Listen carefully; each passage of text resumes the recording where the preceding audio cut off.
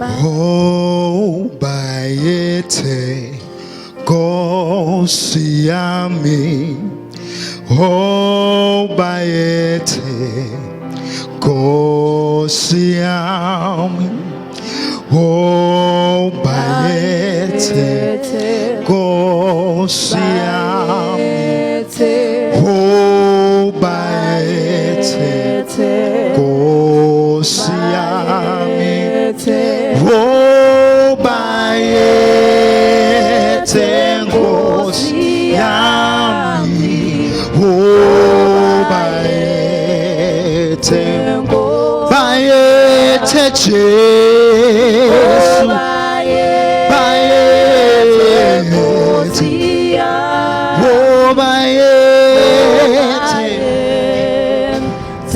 oh bayete, bayete, bayete, bayete, oh bayete, oh bayete. Oh, bayete, kosiami. Oh, bayete, kosiami. Oh, bayete, kosiami. Oh, bayete, kosiami. Oh, Jesu, bayete, oh bayete, bayete, bayete,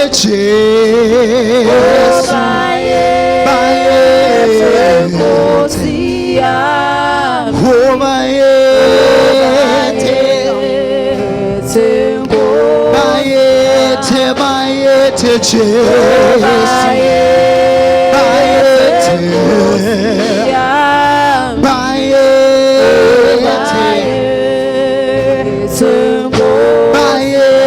Jesu.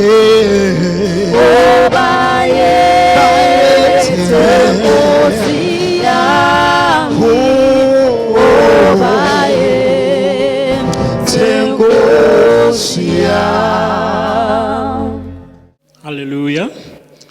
Greetings to the apostle of the house. Greetings to the online church. You are greeted in the wonderful name of our Lord and Savior Jesus Christ. Standing before you is Pastor Ngomane of EPWC Church of Evangelical Praise and Worship Center. I bring the good news to you, which is the Word of God. Today, I would like us to look at the Word of God shortly. Before we read the Word of God, we know that many people are afraid to die, not because they don't know that they are going to die, but because they have spent a lot of their time doing things that are not in line with their purpose. Hence, when a doctor announces that he has 3 months or 6 months due to a certain illness, they will start showing more love to their families and being thankful for simple things in life. Many of them will start attending church. Hence, I want to begin my sermon on the topic of the church. When we read in Matthew 16, verse 13, it reads as follows. This is where Peter confesses Jesus as the Christ. When Jesus came into the region of Caesarea Philippi, he asked his disciples, saying, "Who do men say that I am? The Son of Man. Who do men say that the Son of Man is?" So they said, "Some say you are John the Baptist. Some say you are Elijah, and others say you are Jeremiah or one of the prophets. He said to them, but who do you say that I am? But who do you say that I am? Simon Peter answered and said, you are the Christ, the Son of the living God. Jesus answered and said to him, blessed are you, Simon Bar-Jonah, for flesh and blood has not revealed this to you, but my Father who is in heaven. And I also say to you that you are Peter, and on this rock I will build my church, and the gates of hell or Hades shall not prevail against it. And I will give you the keys of the kingdom of heaven, and whatever you bind on earth will be bound in heaven, and whatever you loose on earth will be loosed in heaven. Jesus said to Peter, he said to Peter, on this rock I will build my church, and the gates of Hades will not prevail against it. What we need to know is that Peter is not the rock that Jesus is talking about, or where the church is built on. What we need to know also is that the church is not a building with worshippers and keyboardists. Neither is the church 100 chairs and a tent. Neither is the church a pastor who arrives quarter to his sermon, looking and smelling nice, waiting to ascend the podium so that he can preach his sermon. But the church is the revelation knowledge. Hallelujah. But the church is built upon revelation knowledge of God, that Jesus Christ is the Messiah. The church is the revelation knowledge that Jesus Christ is the Messiah. Without the revelation knowledge from God, we do not have a church. Without the revelation knowledge from God, we cannot say anything to his people. Without God revealing himself, we don't have words to give to people. Without God revealing himself to us, we do not know him. We might make example and say, some say you are the son of John the Baptist, you are the prophet Elijah, or you are Jeremiah, or you are one of the prophets. It is the revelation knowledge that makes God, Jesus, to be known as the Messiah. The greatest example of the church, we find it in Mark 8, where Jesus feeds the 4,000 multitude. The model of the church is taking very little and multiplying it to serve the majority. When Jesus came into the temple in the book of Luke chapter 4, where he read upon the book of Isaiah, where he said, the Spirit of the Lord is upon me, because he has anointed me to preach the gospel to the poor, and heal the brokenhearted, and proclaim deliverance to the captive. The church is God's strategy on this earth. It is a system that God has given it to us to fight evil principalities. It is the system that God has given to us to take young girls to be women. It is the system that God has given it to us, that we can take young boys and mature them in the word of God to become men. It is the system that God has given it to us to take people who don't have any hope in society, but give them hope, which is the revelation knowledge that Jesus Christ is the Savior. He cares about them. It is the system of even taking people who are cowards and turning them into warriors. It is a system of taking people who could be farm boys and turning them into giant slayers or into queens and kings. The church, it is God's system that He has given it to us to use it to establish His kingdom here on earth, to use it to bring back people to the kingdom of God. The roles and responsibility of the church, it is to care for the poor. It is to care for the brokenhearted. It is to care for the widows and the widowers. It is to bring back, it is to give the knowledge of Christ into the society. It is to bring hope where there is no hope. It is to comfort those who are in despair. It is to declare the glory of God in this world that we live in. Hence, we need to find ourselves in the system of God, because the church, it is where the hand of God is upon. The church, it is where the covering of God is. The church, it is where the protection of God is. The church, it is where the blessing of God is located. Without the church, we are a lost society. Without the church, we are an immoral society. Without the church, we don't have any restraint. The church, it is what brings restraint to the society, to the community, to the nation. Hence, even during this time, we need the church of God. We need people who will rise up in their right position and proclaim the gospel of Jesus Christ and preach the gospel as God has mandated us to preach it. Finally, lastly, the church is the body of Christ. When the Apostle Paul in the book of Ephesians says, put on the armor of God, he is talking about the body of Christ, saying we need to strengthen ourselves.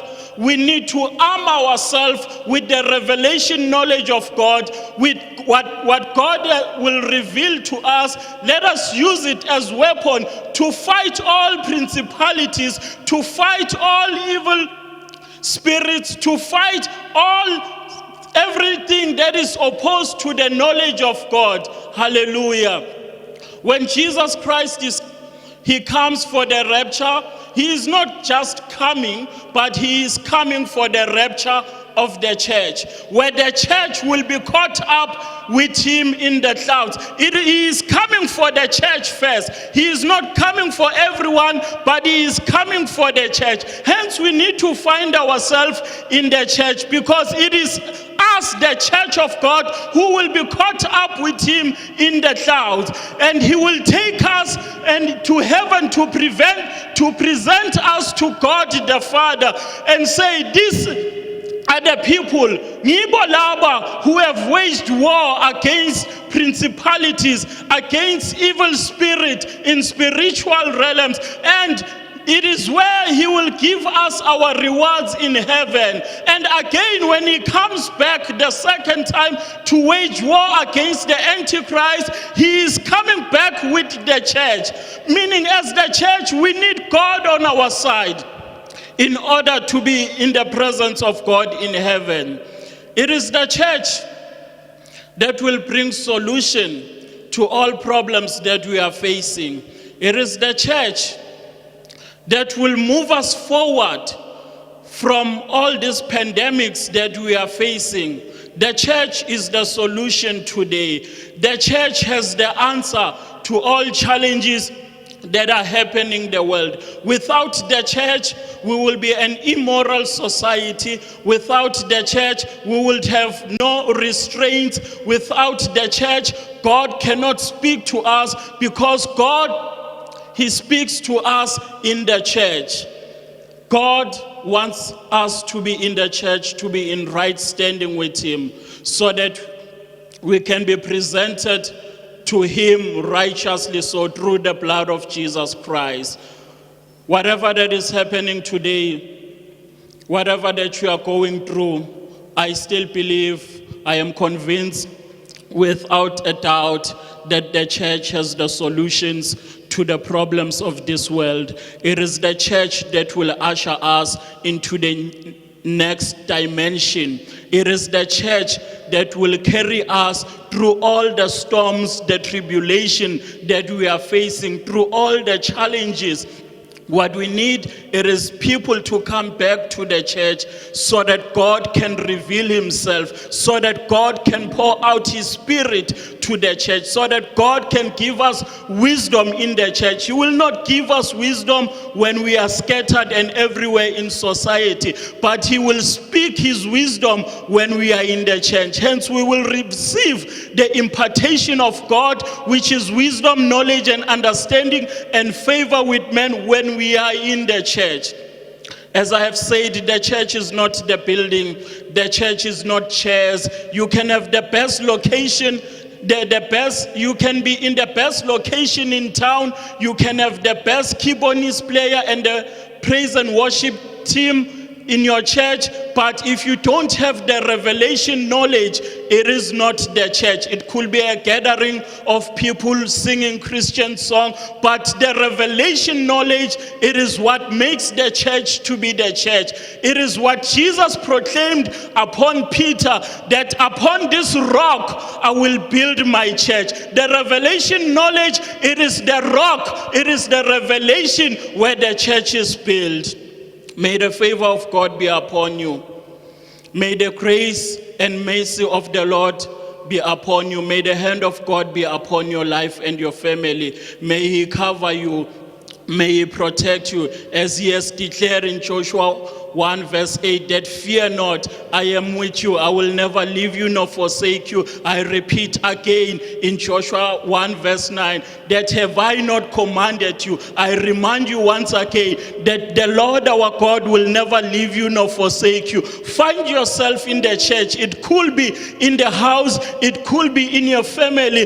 Declare the revelation knowledge of God, which is the wisdom of Christ, which is that Jesus Christ is the Messiah, which is Jesus Christ is the rock of ages, which is Jesus Christ is the Savior, which is Jesus Christ is the answer to the problems that we are facing, which is Jesus Christ is the Prince of Peace. Then it will be well with you and your family. Then your name will be noted, will be written in heaven. You will find yourself in the book of life, because it is not all ending here. We are going somewhere. We are moving somewhere. This is not all about it. There is a place where we are looking forward to. Hence I say to you, find the revelation knowledge that Jesus Christ is the Messiah. May you be blessed going in, be blessed going out, be blessed in your family, be blessed in your workplace, be blessed in your community.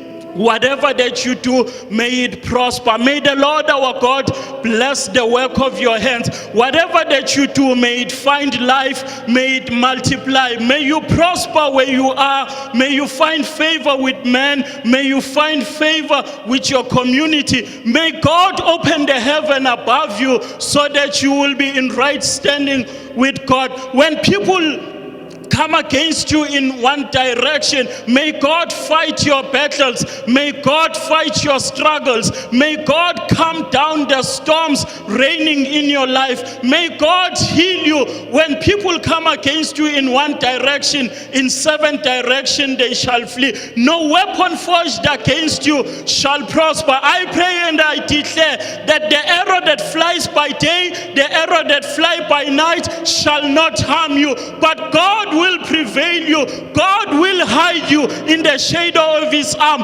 God will not cause your foot to slip. He will uphold you with his righteous right hand. God cares about you. God cares, loves you. He will not let you die without a purpose. Find yourself in a church. I don't know where the church could be. Wherever you are, you can just kneel down and give your life to Jesus Christ and say, without you, I can do nothing. You are the answer to these problems. You are the solutions that I need. You are everything in my life. Jesus Christ is the Savior. He cares about you. May the hand of God be with you. May he bless whatever did you do. In the wonderful name of our Lord and Savior, Jesus Christ. Amen.